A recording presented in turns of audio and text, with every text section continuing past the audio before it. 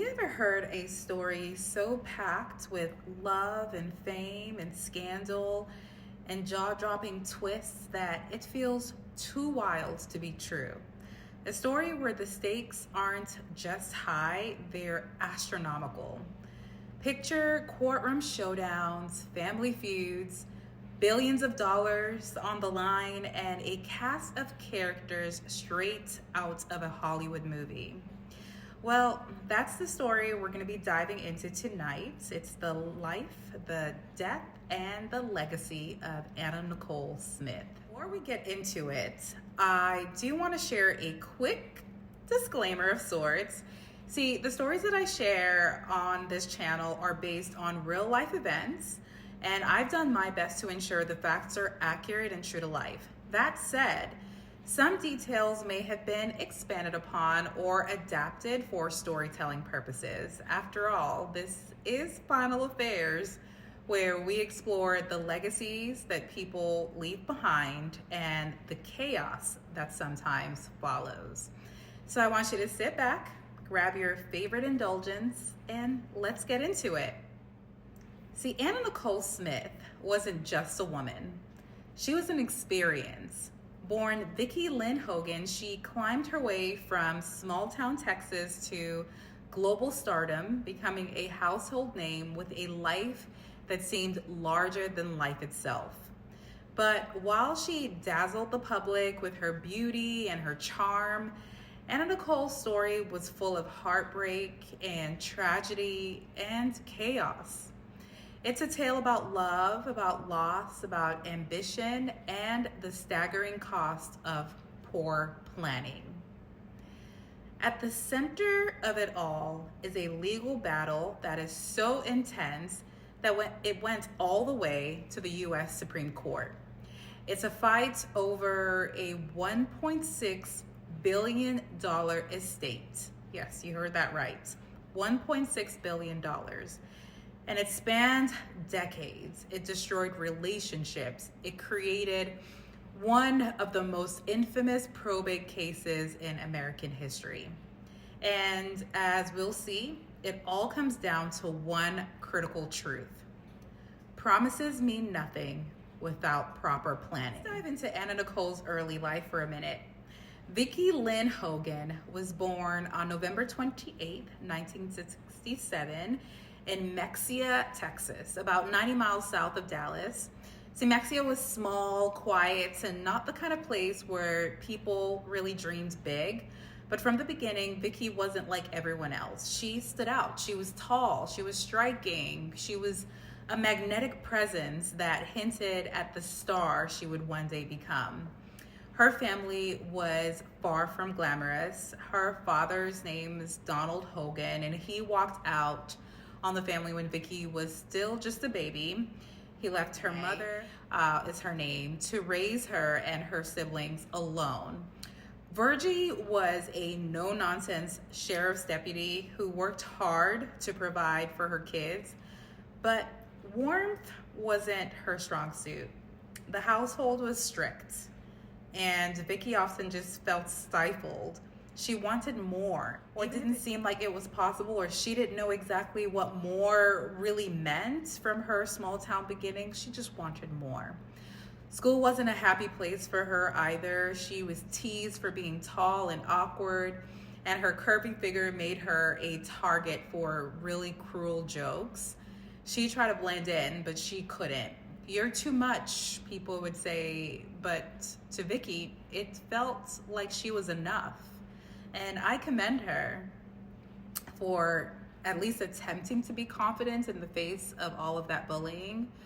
Her escape came in the form of old magazines and black and white photos of Marilyn Monroe. See, Marilyn wasn't just a movie star, she was an icon of reinvention, someone who took control of her life and who turned it into something dazzling. So Vicki would stare at those photos of Marilyn for hours, imagining a life far removed from Mexia, Texas. She didn't just admire Marilyn, she wanted to be her. And I think you can probably understand how she became who she was, with Marilyn as her mentor of sorts, I guess.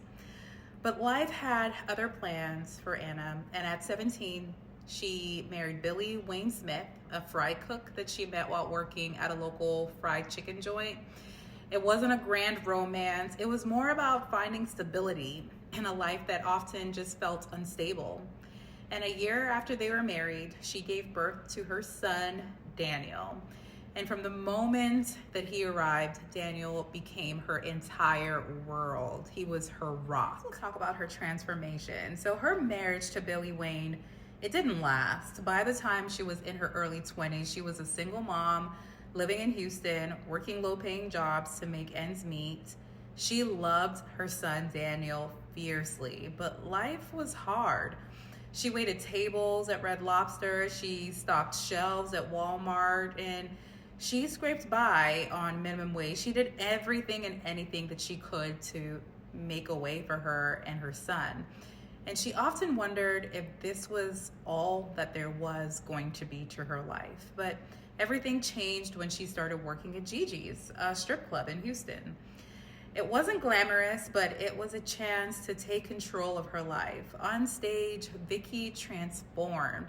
She dyed her hair platinum blonde, adopted the name Anna Nicole, and created a persona that was bold, that was confident, and unapologetically sexy. She was in her Marilyn era. For the first time, people noticed her, and she learned how to work a room. Anna's big break, it came in 1992 when she sent photos to Playboy. Hugh Hefner himself took notice, and soon Anna Nicole was gracing the pages of the magazine. By 1993, she was named Playmate of the Year. That tied her into the spotlight, and it led to modeling campaigns with brands like Guess Jeans, where she channeled her inner Marilyn Monroe with iconic black and white ads. She was on a roll. Fame wasn't a solution. It was just a new set of problems. While Anna Nicole basked in the spotlight, she still carried the weight of her past. Her fame couldn't quite erase the struggles that she'd faced or the ones waiting for her just around the corner. Not be lost. And soon she was going to have a billionaire love story. See, at Gigi's strip club in Houston, the air was thick with cigarette smoke and the sound of laughter over clinking glasses. Among the regulars was a face few recognized, but whose name carried enormous weight in the oil world. That name was J. Howard Marshall II. On the surface, he didn't seem like someone who'd frequent such a place. At 89 years old, Howard was a widowed billionaire with one of the sharpest business minds in Texas. Yet there he was, captivated by a young woman with platinum blonde hair and a Marilyn Monroe smile. Yes, he was looking at Anna Nicole Smith. Anna Nicole was on stage that night, dazzling the crowd. Howard couldn't take his eyes off her. Later, he requested a private dance. From the moment she sat down, he was enchanted, not just by her beauty, but by her confidence. She had this way of making you feel like you were the only person in the room. For Anna Nicole, Howard was unlike anyone she'd ever met. He wasn't crude or disrespectful like some of the other men who frequented the club. He was charming. He was gentlemanly. He was genuinely interested in her. And it didn't hurt that he was a billionaire. Their relationship grew very quickly. Howard lavished Anna Nicole with gifts, a house, expensive jewelry, designer clothes, but it wasn't just material things. She's known for saying, "He made me feel special, like I was the only woman in the world." So when they married in 1997, the tabloids had a field day. Headlines screamed, "Playmate marries billionaire." The age difference, 63 years. Yeah, that became the punchline of countless jokes. But to Anna Nicole, it didn't matter. He treated her like she was a queen. And she's known for saying, "He gave me the love I never had." Howard's family, however, they were furious. His son, Pierce Marshall, yeah, he believed Anna Nicole was a gold digger.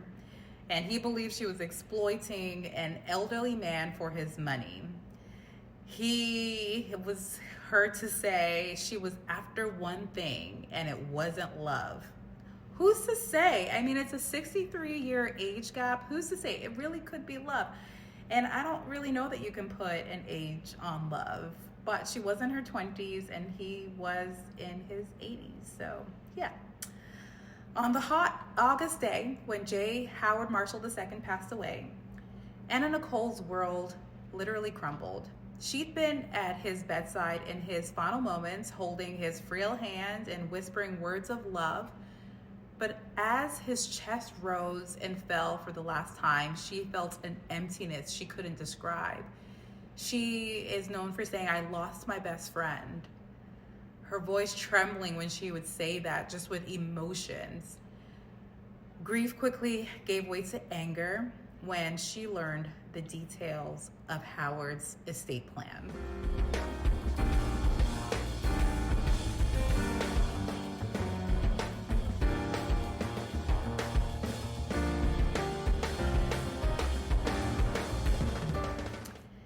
See, the reading of Howard's will was held in a wood-paneled conference room at a law firm in Houston. Anna Nicole sat at the long mahogany table, clutching her lawyer's hands as the attorney read aloud. Everything, every oil rig, every investment, every cent of the $1.6 billion fortune was to go to Pierce Marshall, Howard's son. Anna Nicole's name wasn't mentioned, not one time. Not Anna Nicole and not her son David, who J. Marshall was known to love. Her lawyer leaned over and whispered, "He promised you half. We'll fight this." But Anna Nicole was already shaking with rage. "It's not about the money," she screamed back, loud enough for everyone in the room to hear. "He loved me. He wanted me to have it." Pierce, sitting back on the table, is just looking over and smirking. Promises don't count in court. His words were like a slap to the face. And it ends up being true. Verbal promises don't count in the court of law when they're paired up against a written agreement. The legal battle kicked off with a filing in Texas probate court where Pierce argued that his father's will and trust documents were legally binding. He said, "My father made his wishes clear." And he would say this during press conferences outside the courtroom and to anyone who would listen. This isn't about promises or feelings. This is about the law. Anna Nicole's legal team responded by filing a separate claim in California bankruptcy court, a strategic move.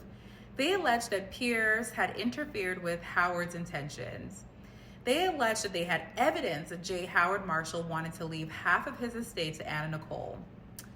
And Pierce had manipulated his father to cut her off. And they were intent on proving it. So the first day of the Texas trial was electric. Anna Nicole, she entered the courtroom. She was dressed in this sleek black dress. Her platinum blonde hair was styled in soft waves. The cameras outside flashed like lightning as she walked up the courtroom steps. Inside, she was flanked by her lawyers, a picture of just confidence. They walked in there confident, knowing that they were going to prove that J. Howard Marshall wanted Anna Nicole to have half. Pierce, by contrast, was stoic. He was dressed in a conservative navy suit and flanked by his own legal team. He sat stiffly at the defendant's table, glancing at Anna Nicole only once. He, quite frankly, didn't care about her being there. That's another level of confidence, I guess. In her opening statement, Anna Nicole's lawyers pulled no punches. They said, this case isn't just about money, it's about power and manipulation. Pierce Marshall used his father's declining health to isolate him from the people he loved. He exploited his position to cut Anna Nicole out of an estate that she was promised. His team countered with a scathing portrayal of Anna Nicole. She married J. Howard Marshall for one reason: he's money. And they also argued that she was never promised anything because J. Howard Marshall knew better than to trust her motives. Needless to say, the courtroom was a battleground. Witnesses were called to testify on both sides. One of Anna's most compelling witnesses was actually a former housekeeper who claimed she overheard Howard telling Anna Nicole, "You'll be taken care of. You'll never have to worry about anything." Did he say how?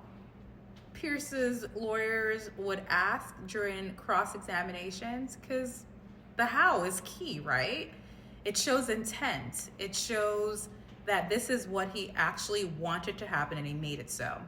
And their answer, the housekeeper's answer, would be no, he didn't share how he planned to take care of her. And they would ask, did he say anything about changing his will? And she would answer and admit very reluctantly, no.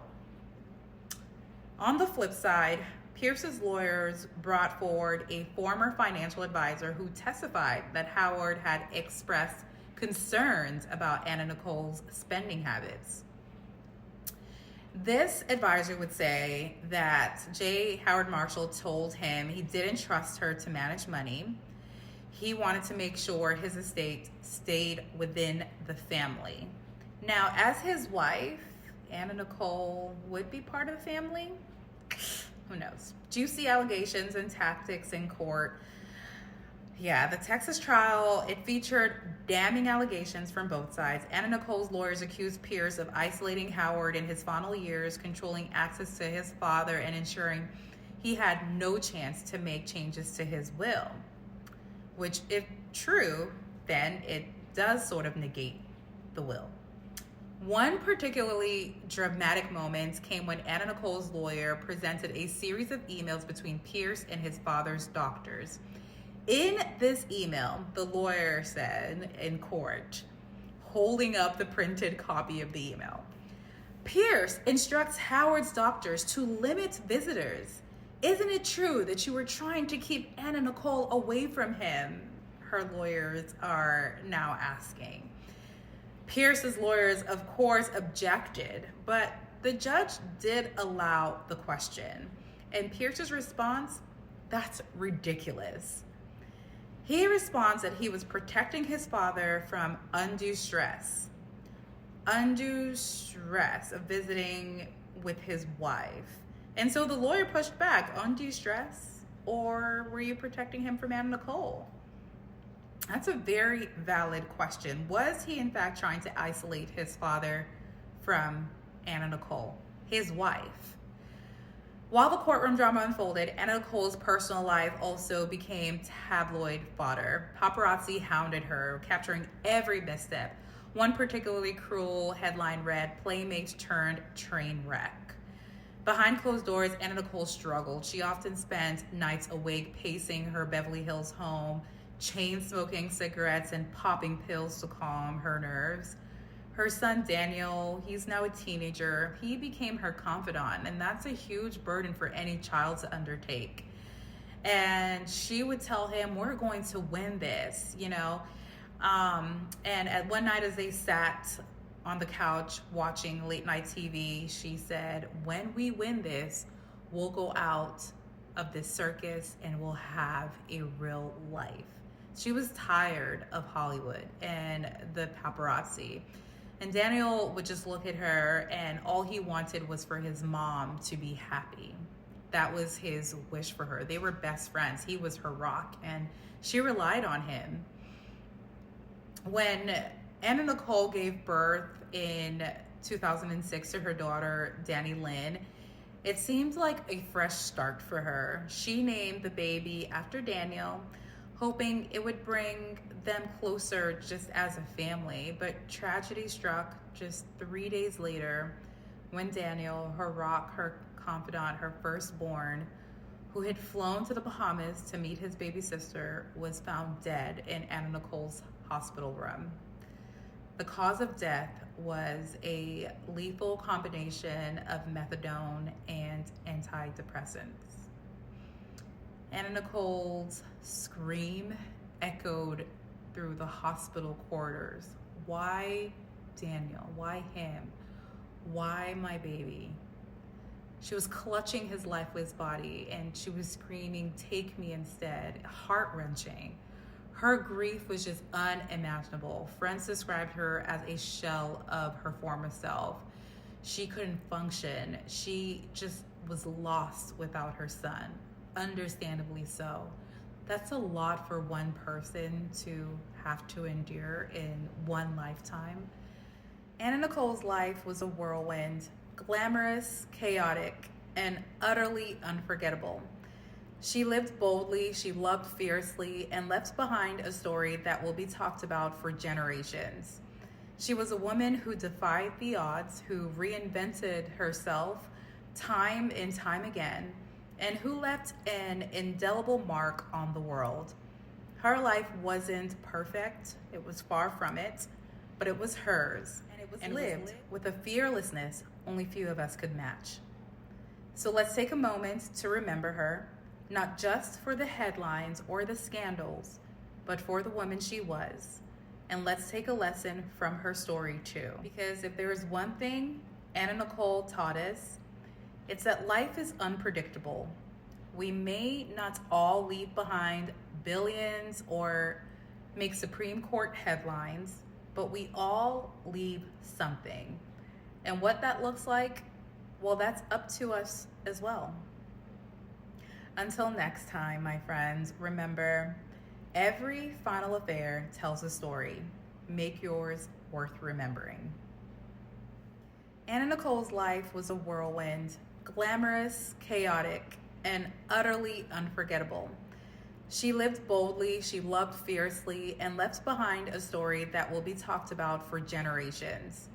She was a woman who defied the odds, who reinvented herself time and time again, and who left an indelible mark on the world. Her life wasn't perfect, it was far from it, but it was hers, and it was lived with a fearless few of us